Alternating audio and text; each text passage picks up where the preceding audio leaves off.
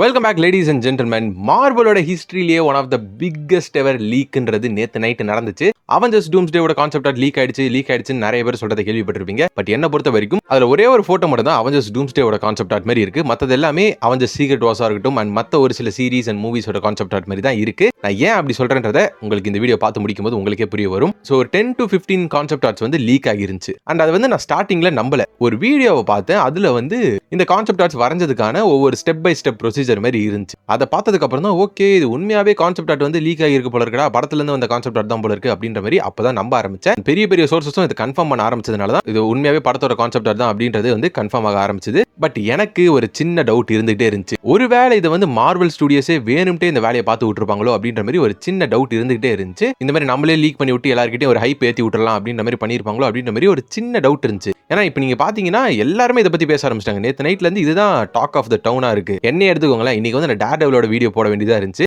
அதை நாளைக்கு போஸ்ட்போன் பண்ணிட்டு இப்போ இதை பத்தி பேசிட்டு இருக்கேன்.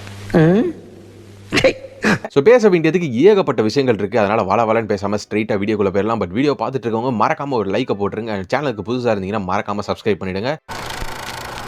ஹேவிங் செட் தட் ஃபர்ஸ்ட் பிக்சருக்குள்ள போனோம்னா தலைவன் டாக்டர் டூமோட ஒரு அன்அஃபிஷியல் ஃபர்ஸ்ட் லுக் அப்படின்ற மாதிரி இதை நம்ம எடுத்துக்கலாம். இது ஃபைனலைஸ்ட் லுக் கிடையாது, நான் ஆல்ரெடி சொன்ன மாதிரி. பட் இந்த மாதிரி ஒரு லுக்ல தான் டாக்டர் டூம் பார்க்க போறோம்னா எனக்கு ஓகேப்பா, தரமான ஒரு டாக்டர் டூம் லுக் மாதிரி இது இருக்கு. இதையே ஃபைனலைஸ் பண்ணிட்டாலும் பக்காவா இருக்கும். நிறைய பேருக்கு ஒரு பிரச்சனை இருக்கிறத வந்து நான் நோட்டீஸ் பண்ணேன். இந்த மாதிரி டாக்டர் டூம் வந்து எப்பவுமே மாஸ்கோட தான் இருப்பார் முக்காவாசி நேரம். அதுக்கு எதுக்கு ஆர்டிஜேவை கேஸ்ட் பண்ணாங்க? அவர் எப்படி இருந்தாலும் காட்டவே போறது இல்லைன்னா எதுக்கு வந்து ஆர்டிஜே அவ்வளோ பெரிய ரோல்ல வந்து கேஸ்ட் பண்ணாங்க அப்படின்ற மாதிரி கேட்டீங்கன்னா, எனக்கு தெரிஞ்சு இவங்க அயன்மேன் எப்படி ட்ரீட் பண்ணாங்களோ, அதாவது இவர் வந்து மாஸ்க்கு பின்னாடி இருக்கும்போது கூட ஒரு இன்டர்ஃபேஸை வச்சு இவரோட மூஞ்ச காமிச்சிருப்பாங்களே, அதே மாதிரி ஒரு டெக்னிக்கை டாக்டர் டூமுக்கும் பண்றதுக்கான சான்ஸ் இருக்கு அப்படின்ற மாதிரி தான் எனக்கு தோணுது. பிகாஸ் ஆர்டிஜேவை கூட்டிட்டு வந்துட்டு அவரோட ஃபேஸையே காட்டாம இருக்கிறதுக்கான அர்த்தமே கிடையாது. ஸோ அதுக்கு எதனா ஒரு வழி பார்ப்பாங்க. வெயிட் பண்ணி பார்ப்போம் அதை எப்படி டீல் பண்றாங்க அப்படின்னு சொல்லிட்டு. அண்ட் அது மட்டும் இல்லாமல் இந்த படம் டிலே ஆகிறதுக்கும் சான்ஸ் இருக்கு, அதை பத்தியும் பேசிட்டு இருக்காங்க அப்படின்ற மாதிரி நியூஸ்லாம் வந்துட்டு இருந்துச்சு. அது வந்து ஒரு நாள் கூட ஆகல, அதுக்குள்ள இந்த லீக் எல்லாம் வர ஆரம்பிச்சிருச்சு. என்னதான் பண்ணிட்டு இருக்காங்க அப்படின்றது தெரியல. பார்ப்போம், வெயிட் பண்ணி பார்ப்போம் எப்படி இதெல்லாம் போக போகுது அப்படின்னு சொல்லிட்டு. அண்ட் அடுத்த லீக் இந்த ஒரு பிக்சரை பார்த்து தான் நான் செதறிட்டேன். இந்த ஒரு ஃப்ரேம் வந்து ஆக்சுவலா சீக்ரெட் வார்ஸ்ல ஒரு ஃப்ரேம் இருக்கும், அதை அப்படியே ரெப்ளிகேட் பண்ணி கிரியேட் பண்ண மாதிரி தான் இது எனக்கு ஃபீல் ஆகுது. சைடுல யாராது அப்படின்ற மாதிரி பாத்தீங்கன்னா வேற யாரும் இல்ல, நம்ம தலைவன் டாக்டர் ஸ்ட்ரேஞ்ச் தான். அது டாக்டர் ஸ்ட்ரேஞ்ச் வந்து டாக்டர் டூம் கூட எதுக்காக சேருவார்னா, மல்டிவர்ஸ் அழிய போகுது, டாக்டர் டூம் மட்டும் தான் ஒரே ஒரு ஆப்ஷன் அப்படின்னு சொல்லிட்டு டாக்டர் டூமுக்கு ஹெல்ப் பண்ண ஒத்துப்பாரு. அண்ட் இவங்க எல்லாருமே சேர்ந்து மல்டிவர்ஸ் அழிஞ்சதுக்கு அப்புறம் ஒரு புது பேட்டில் வேர்ல்ட் அப்படின்ற ஒரு உலகத்தை கிரியேட் பண்ணுவாங்க. அண்ட் அந்த பேட்டில் வேர்ல்டுக்கு டூம் வந்து ராஜாவா இருப்பாரு, காட் எம்பரர் டூமா இருப்பாரு. ஸோ அந்த ஒரு பேனலை ரெப்ளிகேட் பண்ற மாதிரி தான் இந்த ஒரு கான்செப்ட் ஆர்ட் வந்து இருக்கு. அண்ட் இதை நல்லா நோட்டீஸ் பண்ணி பாத்தீங்கன்னா ஒரு கேம் ஆஃப் த்ரோன்ஸ் வைப்ல ஒரு மார்வல் கேரக்டர்ஸை வச்சு ஒரு பிக்சர் மாதிரி தான் இருக்கு. அண்ட் அந்த காமிக்ஸ் 2015 வெர்ஷன் ஆஃப் சீக்ரெட் வார்ஸும் அதே மாதிரி தான் இருக்கும். ஒரு பாஸ்ட் செட்டப்ல நடக்கக்கூடிய ஒரு கதை மாதிரி தான் இருக்கும். லைக் ஃபியூச்சர் லைக் பில்டிங்ஸ்லாம் இருக்க மாதிரி ஒரு செட்டப்ல இருக்காது. இந்த மாதிரி கேஸ்டல்ஸ் இந்த மாதிரி செட்டப்ல தான் அந்த சீக்ரெட் வார்ஸ் வந்து நடந்திருக்கும். அதே மாதிரி தான் இந்த ஒரு போட்டோலையும் இருக்கு. அண்ட் அந்த காமிக்ஸ்ல வந்து டாக்டர் டூம் எல்லாரோட மெமரிஸையும் அழிச்சிருவாரு. அண்ட் ரீட் ரிச்சர்ட்ஸோட ஃபேமிலியை அவரோட ஃபேமிலியா மாத்திப்பாரு. அதாவது சூசன் ஸ்டார்மை வந்து அவரோட வைஃபா மாத்திப்பாரு, அவங்களோட மெமரி எல்லாம் அழிச்சு. அண்ட் அதுக்கப்புறம் கதெல்லாம் போகும், அதை பத்தி இப்போ நம்ம பேச தேவையில்ல. ஸோ அதே மாதிரி ஒரு பிளாண்ட் லேடி அண்ட் ஒரு சின்ன பையன் வந்து டாக்டர் டூமோட லெஃப்ட் சைட்ல நிக்கிற மாதிரி தெரியுது.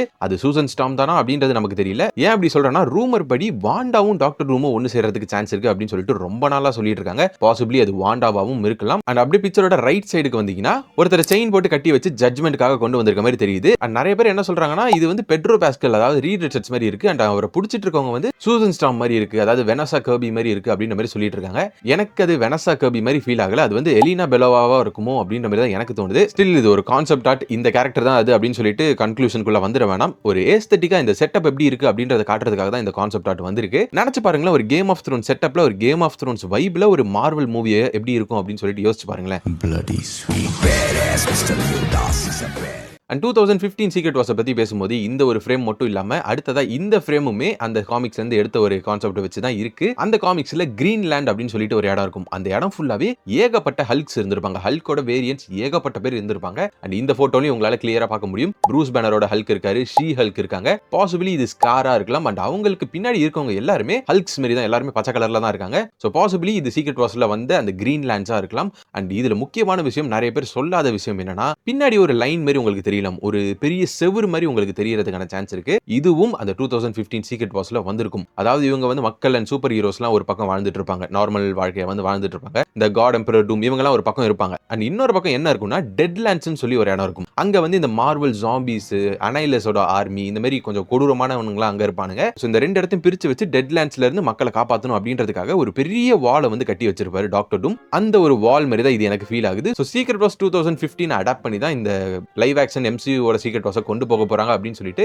நிறைய ஹிண்ட் இந்த கான்செப்ட் ஆர்ட்ல இருந்து தெரிய வந்திருக்கு. அண்ட் மார்வல் ஜாம்பிஸை பத்தி பேசும்போது மார்வல் ஜாம்பிஸ்க்குன்னு சொல்லிட்டு ஒரு அனிமேட்டட் சீரிஸ் இந்த வருஷமே ரிலீஸ் ஆக போகுது. ஸோ எல்லாத்தையுமே கனெக்ட் பண்ண பாக்குறாங்க அப்படின்ற மாதிரி தான் எனக்கு தோணுது. வெயிட் பண்ணி பார்ப்போம் இதெல்லாம் எப்படி ஒர்க் அவுட் ஆக போகுது அப்படின்னு சொல்லிட்டு. ஸோ நான் வந்து எதனால இந்த பேட்டில் வேர்ல்ட் ரிலேட்டடா ரிலீஸ் ஆயிருக்க இந்த கான்செப்ட் ஆர்ட்ஸ் எல்லாமே எதனால அவெஞ்சர்ஸ் டூம்ஸ்டேக்கு சம்பந்தப்பட்டதா இருக்காது அப்படின்ற மாதிரி சொல்றேன்னா, அவெஞ்சர்ஸ் டூம்ஸ்டேல பேட்டில் வேர்ல்ட் ஃபார்ம் ஆகாது அப்படின்றத என்னோட நம்பிக்கை. பேசிக்கலி என்ன பொறுத்த வரைக்கும் இந்த அவெஞ்சர்ஸ் டூம்ஸ்டே அப்படின்ற படம் வந்து அவெஞ்சர்ஸ் ஃபார்ம் ஆகி வர ஒரு பிரச்சனையை வந்து ரியலைஸ் பண்றதும் மல்டிவர்ஸ் வார் நடக்கிறதும் தான் அந்த படமா இருக்கணுமே தவிர்த்து அது வந்து மல்டிவர்ஸ் அழியிற ஒரு படமா இருக்காது அப்படின்னு சொல்லிட்டு எனக்கு உள்ள சொல்லுது. அண்ட் இது கூடவே இதுக்கப்புறம் ரிலீஸ் ஆக போற ஸ்பைடர்மேன் 4 வந்து நிறைய ரூமர்ஸ் படி ஒரு கிரவுண்டடான ஒரு படமா ஆரம்பிச்சு கடைசியில தான் அது ஒரு மல்டிவர்சல் படமா முடியும் அப்படின்ற மாதிரி சொல்லிட்டு இருக்காங்க. நியூயார்க்ல இவர் வந்து காலேஜுக்குலாம் போவாரு அப்படின்ற மாதிரிலாம் சொல்ல ஆரம்பிச்சிருக்காங்க. பேட்டில் வேர்ல்ட்ல எங்கடா காலேஜ் இருக்கு, அதுவும் அந்த பீரியாடிக் செட்டப்ல எங்க காலேஜ் இருக்கு? ஸோ என்ன பொறுத்த வரைக்கும் இந்த ஸ்பைடர்மேன் 4 அப்படின்ற ஒரு படம் வந்து பேட்டில் வேர்ல்டுக்குள்ள நடக்கிறதுக்கான பாசிபிலிட்டிஸ் ரொம்பவே கம்மி. இம்பாசிபிள் அப்படின்னு நான் சொல்ல வரல, நடக்கிறது கஷ்டம். அப்படியே நடந்தாலும் அது செட் ஆகாது அப்படின்றது தான் என்னோட ஒரு ஒப்பீனியன்.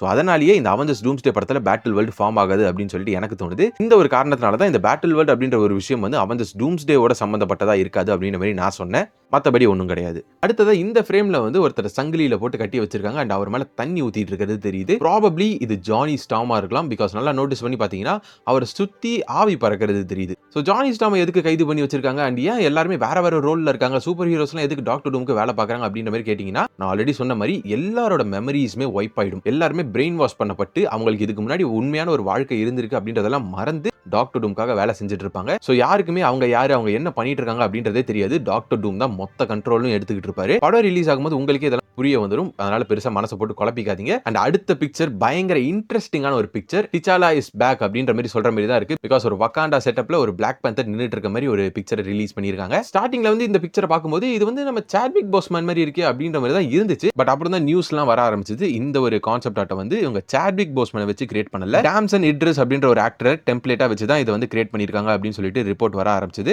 இவர் தான் MCU-ஓட, அதாவது இந்த சீக்ரெட் வார்ஸ் அண்ட் அவெஞ்சர்ஸ் டூம்ஸ்டேல வந்து இவர் தான் பிளாக் பேந்தரா இருக்க போறாரா அப்படின்ற மாதிரி கேட்டீங்கன்னா அதை இப்போ என்னால கன்ஃபார்மா சொல்ல முடியாது. பிகாஸ் இது மாறிக்கிட்டே இருக்கும். இது வந்து ஒரு ரெஃபரன்ஸ்க்காக ஒரு ஆக்டர் எடுத்து ஒரு கான்செப்ட் ஆர்ட் தான் ரெடி பண்ணி வச்சிருக்காங்க. இதனால இவர் தான் வந்து பிளாக் பேந்தரா வரப்போறாரு அப்படின்னு சொல்லிட்டு எந்த ஒரு நிச்சயமும் கிடையாது. ஆனா இதுல இருந்து நமக்கு என்ன ஒரு விஷயம் தெரிய வருதுன்னா, அடுத்து வரப்போற அவெஞ்சர்ஸ் மூவிஸ்ல டெஃபினட்டா ஒரு டிச்சாலா ஒரு புது பிளாக் பேந்தரை நம்ம பார்க்கிறதுக்கான சான்சஸ் நிறையவே இருக்கு அப்படின்றது இதுல இருந்தே நமக்கு தெரிய வருது. ஆர் எல்ஸ் மேபி இது வந்து பிளாக் பேந்தர் 3க்கான ஒரு கான்செப்ட் ஆர்ட்டா கூட இருக்கலாம். ஏன்னா நான் ஆரம்பத்தில் சொன்ன மாதிரி இது வெறும் அவெஞ்சர்ஸ் டூம்ஸ்டேவோட கான்செப்ட் ஆர்ட் லீக் மாதிரி தெரியல, நிறைய படத்தோட கலெக்டிவ் கான்செப்ட் ஆர்ட் லீக் மாதிரி தான் இது எனக்கு தெரியுது. அண்ட் அவர் யூஸ் பண்ணக்கூடிய பிளாக் பேந்தர் சூட்ஸையும் இங்க காமிச்சிருக்காங்க. எல்லாமே செமையா இருக்கு. ஆக்சுவலா எனக்கு ரொம்ப பிடிச்சிருந்துச்சு. எல்லாமே நிறைய இன்ட்ரெஸ்டிங்கான சூட்ஸ் இருந்துச்சு. எனக்கு வந்து அந்த ஒரு ட்ரைபல் சூட் மாதிரி ஒன்று இருந்திருக்கும், கத்தி எல்லாம் கையில வச்சுக்கிட்டு ஒரு மாதிரி நல்லா இருந்துச்சு. அண்ட் இதை தவிர்த்து பார்க்கும்போது கார்டியன்ஸ் ஆஃப் த கேலக்ஸி படத்துல legendary star Lord will return அப்படின்னு சொல்லி போட்டு முடிச்சிருந்தாங்களே. சோ அதை ப்ரூவ் பண்ற மாதிரி ஒயிட் விஷன் கூட ஸ்டார் லார்ட் ஒரு சோஃபால உட்காந்துக்கிட்டு ஜாலியா சில் பண்ணிட்டு இருக்க மாதிரி இருக்கு. ரெண்டு பேச்சுலர்ஸ் உட்காந்து டைம் பாஸ் பண்ணிட்டு இருக்க மாதிரி இருக்கு. இது ப்ராபப்ளி ஒயிட் விஷனோட ஒரு சீரிஸ் வருதுல, விஷன் குவெஸ்டன் சொல்லி அடுத்த வருஷம் ஒரு சீரிஸ் வரப்போகுது. அதோட ஒரு கான்செப்ட் ஆர்ட்டா இருக்கலாம். அந்த சீரிஸோட எண்ட்லயோ இல்லனா நடுவுல எங்கேயோ ஸ்டார் லார்டோட ஒரு கேமியோ இருக்க போகுது அப்படின்ற மாதிரி சொல்றதுக்கான சான்சஸ் இருக்கு. அண்ட் அடுத்ததா இவர் வந்து வாங் கூட ஒரு இடத்துல உட்காந்துட்டு இருக்காரு. அண்ட் அவர் கூட வாங் மட்டும் இல்லாம ரொம்ப நாளா ரூமர்ல சுத்திட்டு இருந்த யங் அவெஞ்சர்ஸையும் கான்செப்ட் ஆர்ட்ல காமிச்சிருக்காங்க. இந்த யங் அவெஞ்சர்ஸ்ல வந்து Ms Marvel, Kate Bishop, Cassie Lang and வாண்டாவோட பசங்களான டாமி பில்லி இவங்க எல்லாருமே இருக்காங்க போல இருக்கு. இப்போதைக்கு இவங்க தான் யங் அவெஞ்சர்ஸ் போல இருக்கு.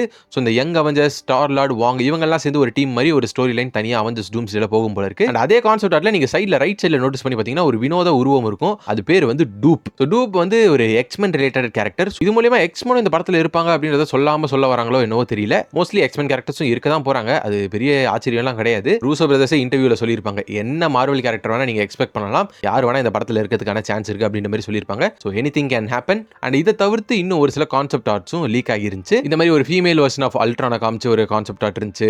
சில்வர் சர்ஃபரோட ஃபர்ஸ்ட் லுக்கை வச்சு சில்வர் சர்ஃபருக்கும் ரீட் ரிச்சர்ட்ஸ்க்கும் ஒரு கான்வர்சேஷன் இருக்க மாதிரி ஒரு கான்செப்ட் ஆர்ட் இருந்துச்சு. பிராங்க்லின் ரிச்சர்ட்ஸ் ஃபேண்டாஸ்டிக் ஃபோர் படத்தில் இருக்க போறா அப்படின்றத காட்டுற மாதிரி ஒரு கான்செப்ட் ஆர்ட் இருந்துச்சு. இந்த மாதிரி நிறைய கான்செப்ட் ஆர்ட்ஸ் ஒன்னா சேர்த்து வச்சு இறக்கி விட்டாங்க. ஸோ இதெல்லாம் தான் இந்த லீக் ஆயிருக்க கான்செப்ட் ஆர்ட்ஸ்ல இருந்து நமக்கு கிடைச்சிருக்க இன்ஃபர்மேஷன்ஸ். இது யார் லீக் பண்ணி விட்டது அப்படின்றது மட்டும் கெவின் ஃபெய்கிக்கு தெரிஞ்சிச்சுன்னா அவ்வளவுதான், அவன் செத்தான். ஸோ இது எல்லாத்தையும் பத்தியும் அடுத்தடுத்து பேசுவோம், நிறைய வீடியோல பேசுவோம். பட் இப்போதைக்கு இதை நிறுத்திக்கலாம். அடுத்து வந்து உங்களை நான் வந்து டேர் டெவிலோட ரீகேப்ல சந்திக்கிறேன். அதுக்கு அடுத்த நாளே டேர் டெவில் பார்ன் அகைனோட எபிசோட் 1 and 2 பிரேக் டவுன்ல சந்திப்பேன். ஸோ அடுத்தடுத்து நிறைய வீடியோஸ் வந்துட்டே இருக்கும். ஸோ அதெல்லாம் பார்க்கணும்னா மறக்காம சப்ஸ்கிரைப் பண்ணிக்கோங்க. உங்களுக்கு கூடிய சீக்கிரம் வந்து சந்திக்கிறேன். Until then, stay safe. See you soon.